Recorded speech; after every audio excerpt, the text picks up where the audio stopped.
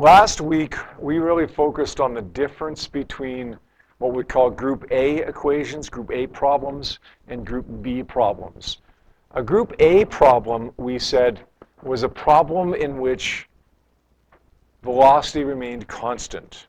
Okay, the velocity wasn't changing. A car is traveling down the road at a velocity of 100 kilometers per hour for 10 minutes. Okay, it's not changing speed. It's not speeding up. It's not slowing down. Group B problems involved acceleration. Now, it didn't actually have to mention the word acceleration. It could have just said the car speeds up from a velocity of 12 meters per second to 17 meters per second in a time of whatever. It doesn't necessarily mention the word acceleration, but it is clearly speeding up or slowing down in those problems. Now, if we had a Group A problem, we know that there's only one equation that we end up being allowed to use to solve that problem. What was that equation? Who remembers the one equation that's a Group A problem, the only one that we're allowed to use for Group A problems? Travis? Was your hand up? No? I thought your hand was moving a little bit there. Do you know the answer anyways? No? Okay. Good. V equals d over t. Now, it's v equals d over t for constant speed. It's v with the arrow over it for constant velocity, right? We call it one equation, even though technically it's really two equations. One's for speed, one's for velocity. So Group A, velocity is not changing. Okay, speed's staying the same, not speeding up, not slowing down. V equals d over t is the equation that we're going to use every single time. And we did a number of problems very first week of school on that. Next, we had our Group B problems in which the object was accelerating. It was either speeding up or slowing down. There were 5 equations that we had at our disposal in these problems. The first one was the simplest one, the most straightforward one. A is equal to delta v over delta t. We also had d is equal to VIT plus 1/2 AT squared.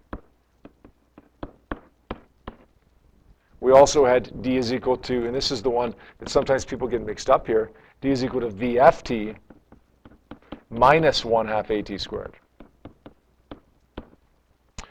We had d is equal to VI plus VF over 2 times t. And then finally, we had VF squared is equal to VI squared plus 2AD. What did VF stand for in this equation? What does VF stand for in that equation, Rucker? No, but you're close. Travis? Good, it's going to be final speed. Doesn't have the vector sign over it, so it's final speed. That's why I asked you that question, right? And the rest of them, the rest of the equations, it's always velocity. It has the vector sign over it, but in that one it's speed. Okay? The equation doesn't tell us what the direction is. Good? All right, we had a couple questions for homework on this stuff. Okay, we've done a number of them over the last few days, but 2 of them specifically for homework. Those questions that we had for homework are on page 50. Practice problems 1 and 2. Any issues with those questions on page 1, on page 50, number 1 and 2? Yep. Absolutely. Yeah, number 2. Any others? Number 1 for anyone, or are we good with just number 2? All right. This one says a motorcycle traveling at 100 kilometers per hour on a flat road applies the brakes at 0.80 meters per second squared for 1 minute. How far did the motorcycle travel during this time? I want to actually circle those 2 things. Why did I circle those 2 things in red there? Yep, Fraser? Yeah, they're different units. When we're using the equation v equals d over t for a Group A problem, we can pretty much use whatever units we want. Meters and seconds are standard, but we can use other units if we want. When we're dealing with acceleration, we've got to be in meters and we've got to be in seconds. So if we're not in meters and seconds, let's draw attention to that. Okay, let's circle it, or let's highlight it, or let's do something that's going to remind me when I go to solve the problem to convert it to meters and to convert it to seconds. All right, let's write down some givens here. By the way, is this Group A or Group B? Group A problem or Group B problem? Is it constant velocity or is it acceleration? We all know the answer to this, right? It's Group B.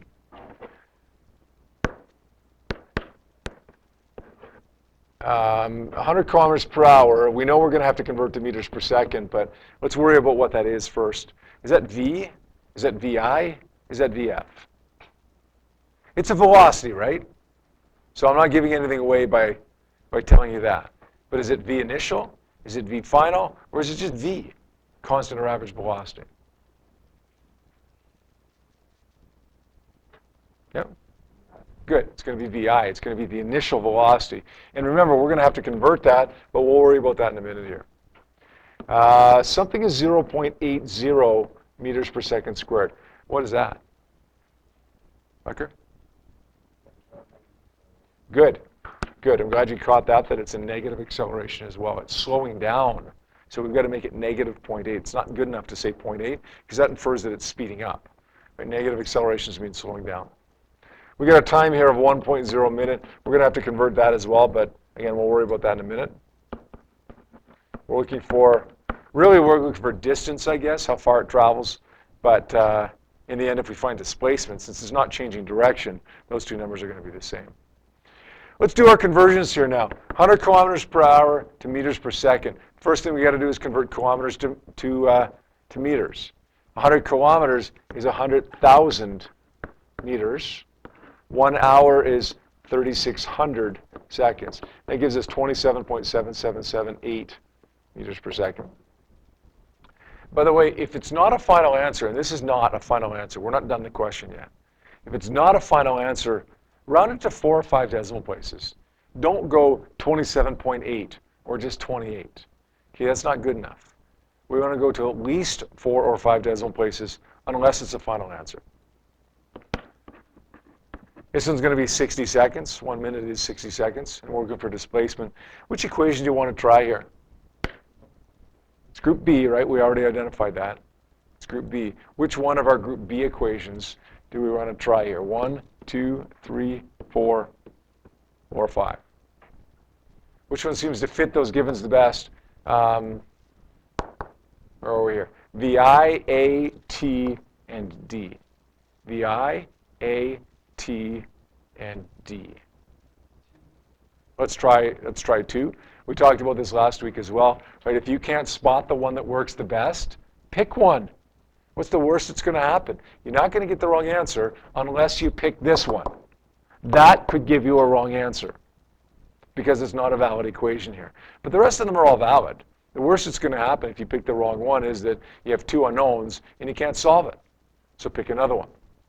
Let's try this one. Okay, let's try equation 2. I'm pretty sure it's going to work for us. D is equal to VIT plus 1/2 AT squared. It's going to give me 27.7778 plus 1/2 of, be really careful with this, right? Rutger correctly said that the acceleration is negative 0.8 here because it's slowing down. Don't forget to plug that in here. Negative 0.8. It makes a big difference right now whether you plug that in as a negative or a positive value. I think we actually went over this one on Friday, and I think that somebody asked me at the end of class how we actually get the answer, 2.3 times 10 to the 2 here. It just wasn't working out on the calculator. So let's go through that as a group here right now. We see 27.77778 times 60. That gives me 1666.66668. And we're going to say minus, because a half times negative 0.8 is a negative value.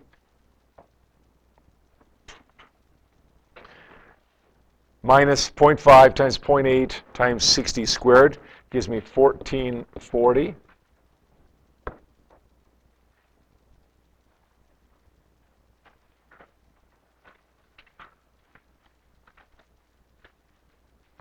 Now we're going to subtract 1440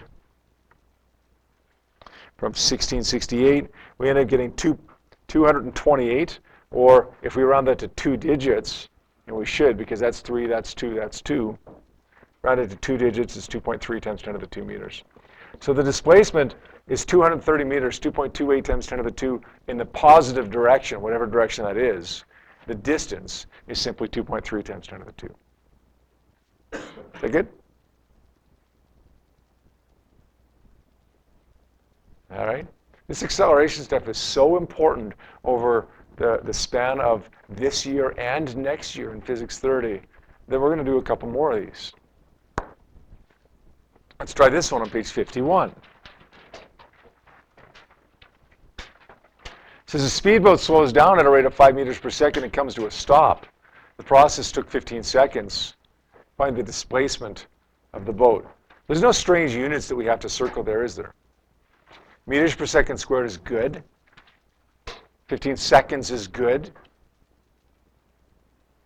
Let's just write down our givens here. By the way, group A or group B? Group A or group B?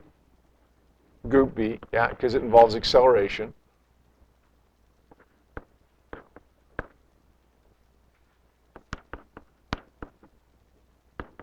I'm gonna help you out with that one. That one's an easy one. Time is 15 seconds. What's this 5.0 meters per second squared? Somebody else? Yep. Good, it's acceleration. Now, careful, there's something about that we got to spot here. Josh, what is it? Good. Slowing down, so that's a negative acceleration. Some of you might even see that and circle that in red right away to remind you that it's going to be a negative acceleration.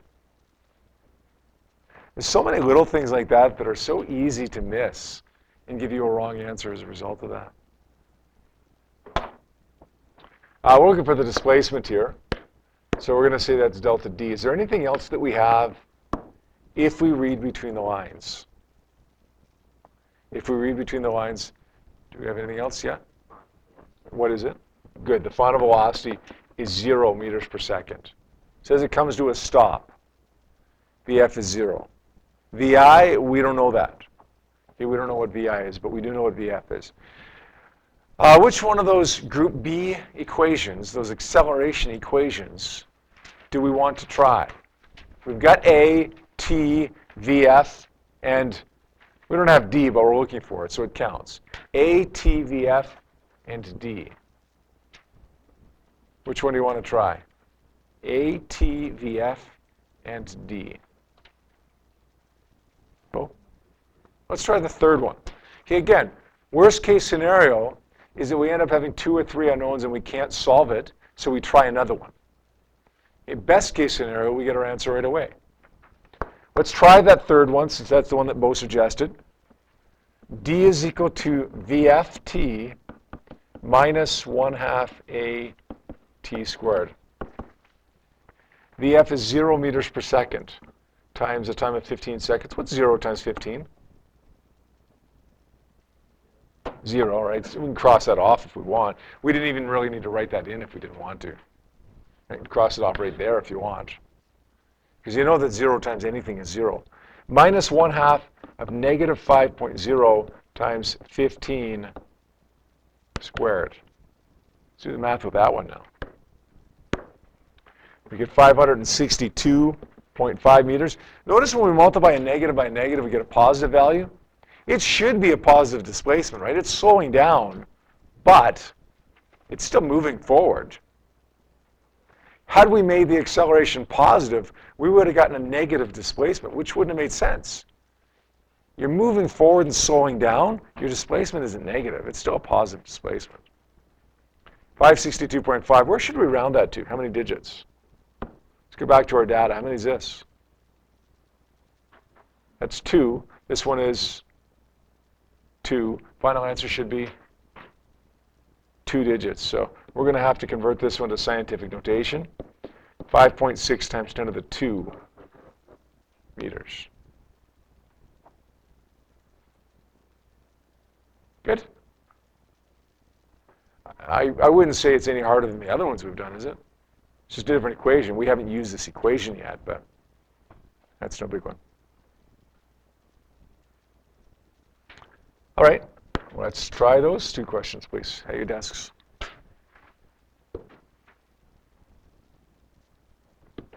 All right, let's take a look at question number 1 here, everyone. It says if the arresting device on an aircraft carrier stops an airplane in 150 meters with an acceleration of negative 15 meters per second squared. We know that because it's slowing down. It should be a negative value, right? Find the time that it takes the plane to stop. What's the arresting device on an aircraft carrier? Yep. Yeah, there's a hook on the bottom of a fighter jet. It's designed to land on an aircraft carrier. And then there's this steel cable that's strung across the deck of the aircraft carrier. Believe it or not, aircraft carriers are very, very short relative to a regular runway, right? And of course, if you miss that runway, if you miss that aircraft carrier, then you crash into the ocean. So that's not a good thing. So what happens when a fighter jet is landing on an aircraft carrier is it's coming down. It's coming down to this really, really small deck that it's got to land on. It's coming down like this. It doesn't slow down like a normal airplane does when it's landing on a normal runway. What it actually does, when it reaches this point here, they gun it. The thrusters go forward. So they try to speed up. Why would they do that? Why do they do that? Yep. If they miss, they gotta keep going. Right? If they, excuse me. If they've slowed down to stop on that runway, on that aircraft carrier, and they miss, then they're going to crash into the ocean. So they speed up in case they miss, so that they can take off again and with no harm done. But if they're going to speed up when they do that, then they've got to have a way to stop. So what happens is they get this little hook that dangles down off the back of the airplane. There's this steel cable that goes across the runway right here, and then this hook grabs the steel cable. As soon as they feel that, then the reverse thrusters start. Then they can try to stop, right? Because they know they're not going to crash into the ocean because there's this hook that stops them, that will stop them from crashing into the ocean. But until they feel that hook, they're going to thrust forward just in case they miss that runway. Anyways, this is a pretty high acceleration or deceleration of negative 15 meters per second squared. We want to find the time that it takes the plane to stop. We get a displacement here. It's a positive value because it's moving forward even though it's slowing down. We have an acceleration of negative 15 meters per second squared, and we want to find the time. Is there anything else that we have if we read between the lines here? Somebody else? There's one more variable that we should have here. What is it? Hayden, is your hand up? Yeah. Good. This plane is presumably stopping, so the final velocity is going to be 0 meters per second. Now, this is a tricky one. Hey, somebody asked me earlier as I was walking around, if I want to use this equation, and this is a perfectly valid equation, how would I rearrange this to solve for t? That's a good question. How would I rearrange that to solve for t? Well, the reality is you'd have to use something called the quadratic equation to solve for t. How many of you know what I'm talking about when I say the quadratic equation? One of you, the person who's taken math, who's finished Math 20, knows what the quadratic equation is. The rest of you don't. So for the rest of you, although this is a perfectly valid equation, you have no way of solving for t. You can't do it. It's in two places. T and t squared can't do it. So we got to try something else. That's okay though. Hey, we've been talking about for the last several days, as long as you try a valid equation, if you're not able to use it, it's okay. Okay, we can't really go wrong with a valid equation. We just pick another one. So let's find something else. Well, I can't actually think of an equation that will solve for t right away. So let's use another equation to solve for something else. Let's say, what do we want to do here? Let's go. Can't go A is equal to delta V over delta T because we don't know what T is and we don't know what VI is. VF squared is equal to VI squared plus 280. Does that work? Let's try that one.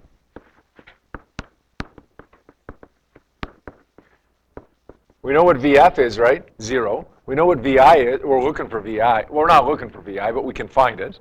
Okay, A is negative 15. D is 150. So let's solve for VI. Even though it's not what we're looking for, that's okay. It's correct. Is this not our final answer?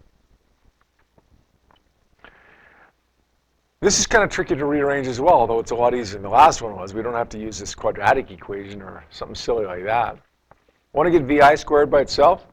Let's take the 2AD over by subtracting because it's added to VI squared. VF squared minus 2AD. Whatever's added to VI squared, take it away. Now, we actually don't want to solve for VI squared. We want to solve for VI. How do we get rid of the squared? Yep. square root it. So it's going to be VF squared minus 2AD all square rooted. Now, we're lucky that VF is 0. We can cross it off because 0 squared is 0. Subtract 2 times neg 15 times 50.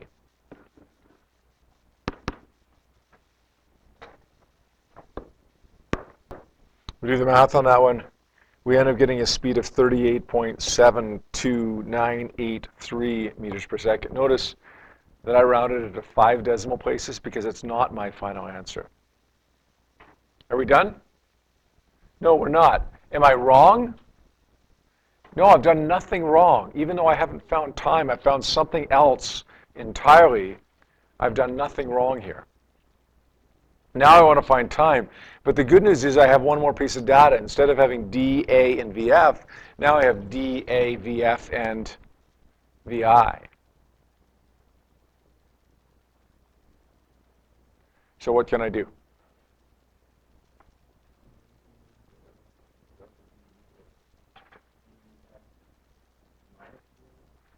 Sorry, say that again?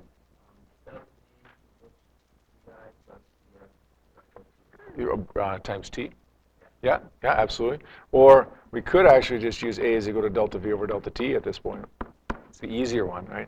T goes up by multiplying. A times T equals delta V.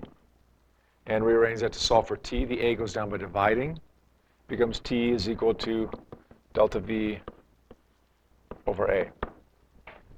The only reason I chose that one, Travis, is because I think it's a little bit easier to rearrange for T than the one that you gave. Delta V is 0 minus 38.72983 over neg 15. And we should get the answer that's in the book here, 4.5 seconds. Good? How many people got that? Do you know what I just noticed, actually? I don't know why I didn't notice this sooner. Just noticed this. If we try to use this equation, we can't rearrange to solve for T when it's in two places like this. But the reality is in this equation, it's not really in two places because VF is equal to 0. What's 0 times T? 0. So this entire term actually ends up disappearing because 0 times T is 0. Now we actually could rearrange to solve for T here. It's still not pretty, but we can do it. Let's go through that process. Okay?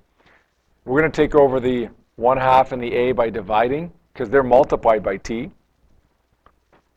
We're going to say D over negative 1/2 A equals T squared. And then we're going to get rid of the squared by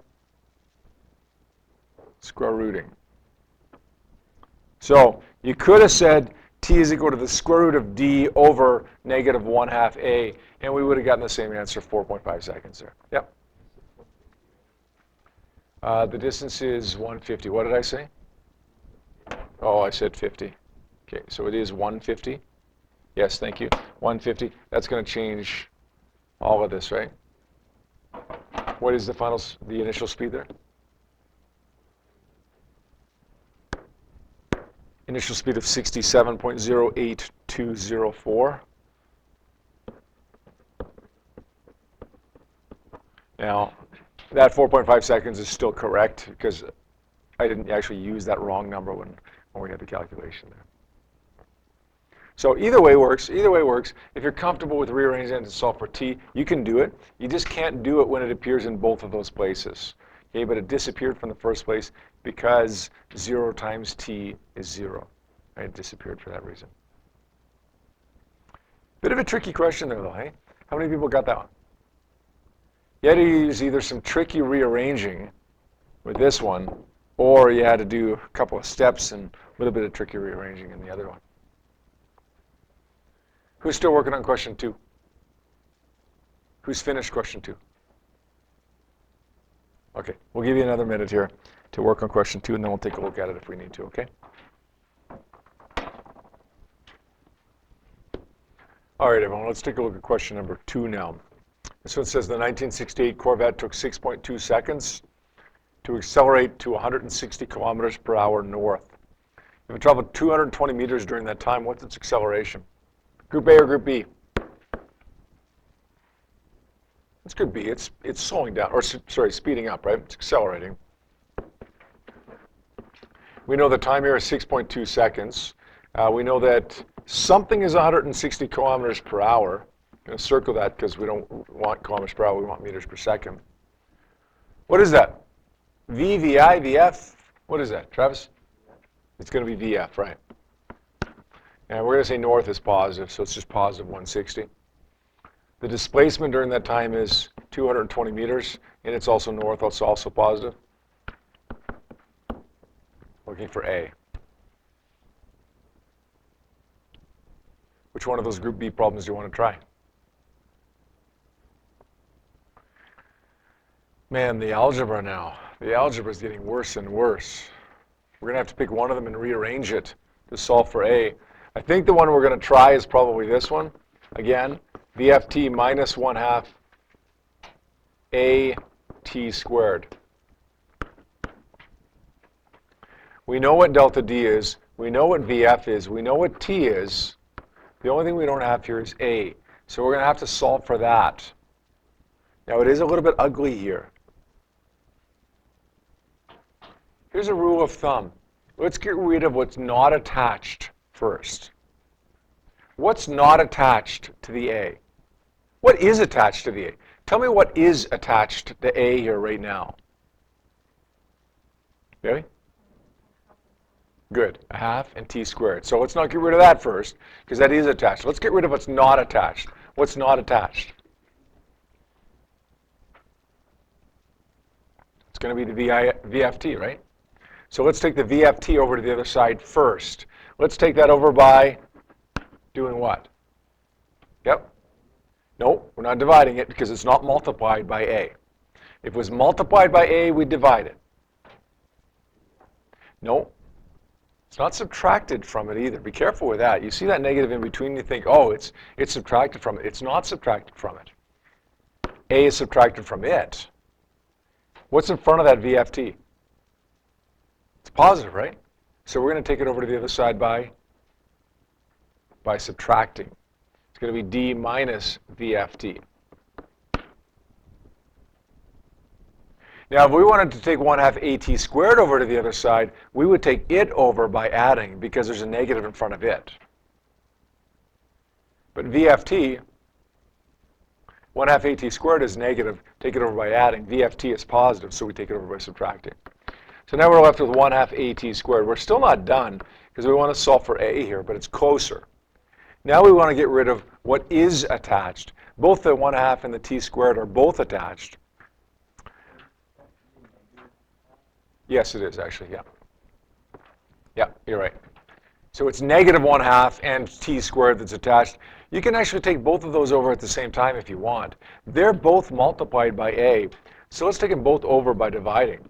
We get D minus VF times T over negative 1/2 of T squared equals A. We're taking over the negative 1/2 and the T squared over at the same time by dividing because they're both multiplied by A. Does that step make sense? There's some ugly algebra that we've had the last few minutes, eh? Yeah, we're getting pretty good at the problems where you just have to identify what you're looking for and then pick an equation and solve for it and not rearrange. Now we have to get good at the ones, excuse me, where we have to rearrange as well. Right now we can plug our numbers in. A is equal to delta D, which is 220 meters, minus VF. We got to convert that to meters per second, by the way. It's 160,000 meters divided by 3,600 seconds. What does that give us?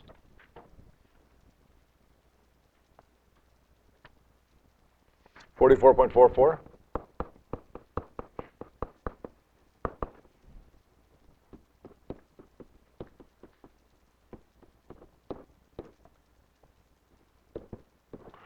Now we're going to divide that by 1/2, negative 1/2 of T squared.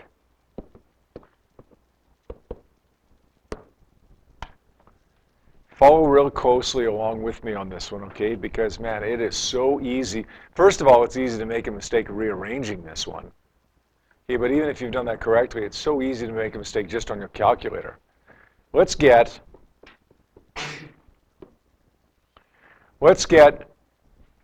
each calculation done within each term first here. So we're going to say it's 220 minus whatever 44.444 times 6.2 is. So let's multiply those two numbers together. Let's say 44.4444 times 6.2 gives us 275.5553. Here, we're not trying to do too much at once here. 44 times 6.2 is 275. Now let's say 0.5 times 6.2 squared equals 19.22. So let's put a negative 19.22 on the bottom. Looks a little bit easier to deal with now.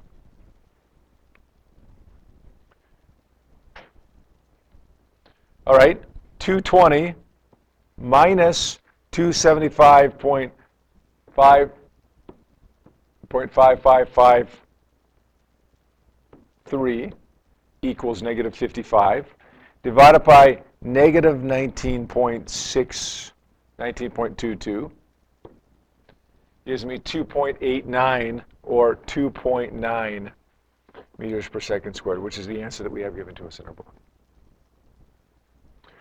My goodness. How do you feel about that? Is that hard? I think that's a hard question. I think that's a hard question. How many people feel like they could do it maybe now after we've gone over it? Okay. Good. Don't worry, guys. We'll still have lots of practice here, okay? We're not finished acceleration, even though we're just really doing the same equations we've been doing for the last few days here. Well, let's try another one. Let's hope they don't get harder, hey? So it says a bullet accelerates. There's only two more examples here today, guys, and that'll be it, okay?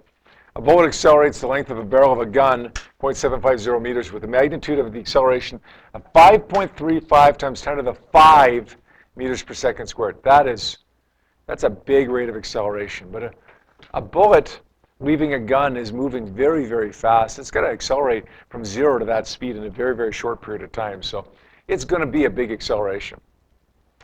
With what speed does the bullet exit the barrel?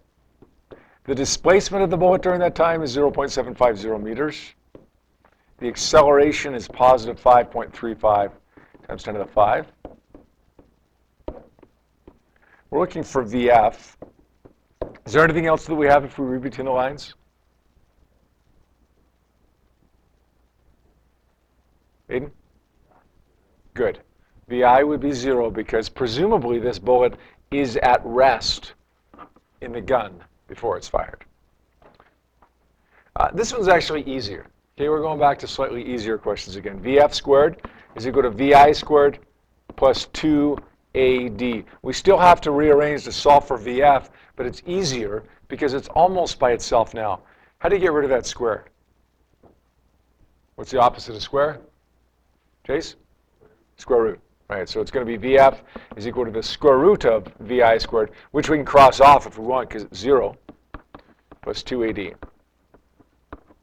So it's going to be the square root of 2 times 5.35 times 10 to the 5 times 0.75. Hey, by the way, why is this acceleration positive?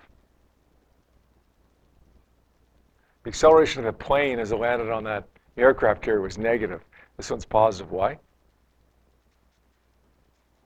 The plane was slowing down. The bullet is speeding up, right?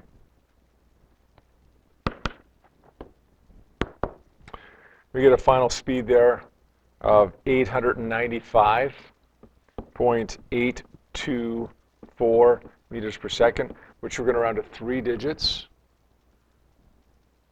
which is 896 meters per second. 0 to 896 meters per second over a distance of 0.750 meters. Good? A little bit easier again? Okay, let's hope they don't get harder again when we do our practice problems here, okay? Anybody still writing that? Try these ones. Oh my goodness, now we're giving you A's and B's along with this as well. Sorry. More practice, the better. All right, everyone, let's look up here and let's take a look at question number 1. Then we'll give you another minute to do number 2 here. So it says a jetliner lands on a runway at 70 meters per second, reverses its engines to provide braking, and comes to a halt 29 seconds later. What's the jet's acceleration, and what length of runway did the jet require to come safely to its complete stop? I don't know about any of you guys, but I actually, when I saw this, I thought, you know what, I think I'm going to do question B first. Is there anything wrong with that? Like, is there any reason why I shouldn't do question B first if I find it easier? No, I mean, there's no reason why I have to, but there's no reason why I can't either. I'm going to do question B first because I think the problem becomes easier if I have the answer from B to plug into A. But it's not the only way to do it. The way that I'm going to show you is not the only way to do it. We have an initial velocity here of 70 meters per second, and we've got a time of 29 seconds. We want to find the acceleration, and we want to find out the length of runway required. In other words, the displacement of the airplane during that time. Is there anything else that we have if we read between the lines here? There should be one more thing there. Aiden? The final velocity is 0 because it comes to a stop, right? It comes to a halt. Now, what I thought I would do is say d is equal to vi plus vf over 2 times t. That allows me to solve for the displacement. Okay, that's not what I'm looking for first, but so what? Even if question B wasn't there, and I wasn't asked to solve for displacement at all, would this be wrong? No. It's just getting something that we wouldn't be asked for, but that's okay. We are asked for it in this case, so it's even better. 70 plus 0 divided by 2 times a time here of 29 seconds. It becomes 35 times 29. Gets 1,015 meters, which, as a final answer, we're going to round that to 1.0 times 10 to the 3 meters, or 1.0 kilometers. Now let's look at question A. What's the benefit of having done that first? Go back to question A, and how am I going to be helped by question B? Yep. Yeah, I've got more givens now, right? So I've got more options with equations. It was doable before. It's easier, I think, now. We have D, we have VI, we have T. Solve for A.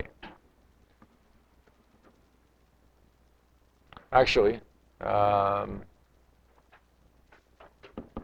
you know what? I'm not sure that it was easier to go back and do B first.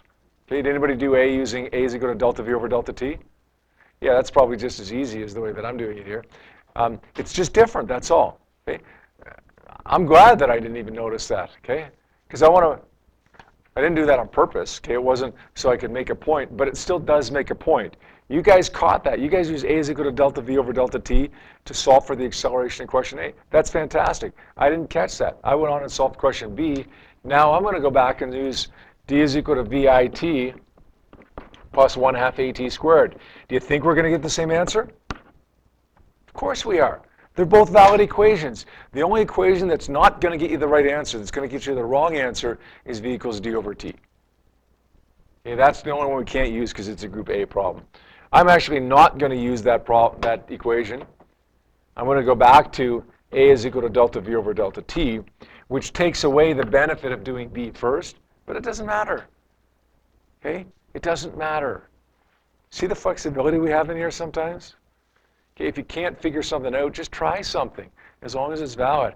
I didn't see A. Okay, I didn't see what to do for A here, so I went and did B. And then I caught it. Then I figured it out for A. Okay, we're looking for the acceleration here. It's going to be 0 minus 70 over the time of 29. It's going to give us -2.4 meters per second squared. Good? Who's still working on question 2? Okay, we'll give you another couple minutes on that, and then we will just give you a big list of problems that you're going to work on during scheduled help and for homework tonight.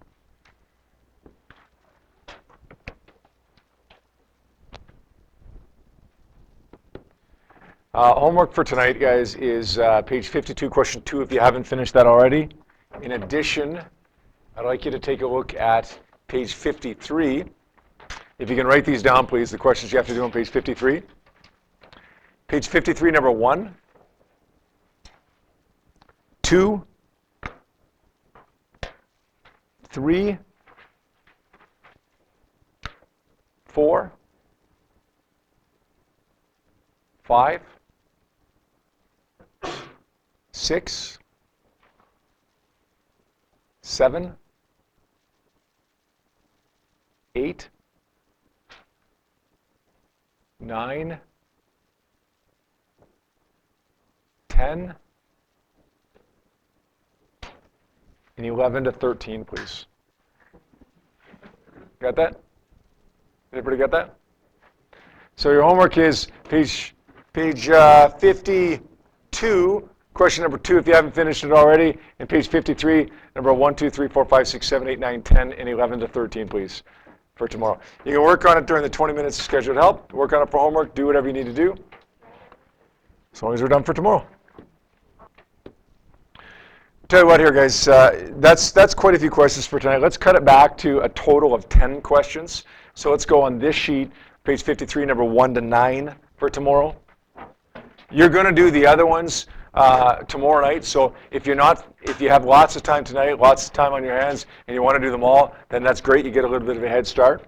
But for tonight, we'll just make sure you do number 1 to 9 and question number 2 on the other page. So that's a total of 10 questions instead of 14 questions for homework tonight. All right? That's your homework for tonight. Now we're done for the day.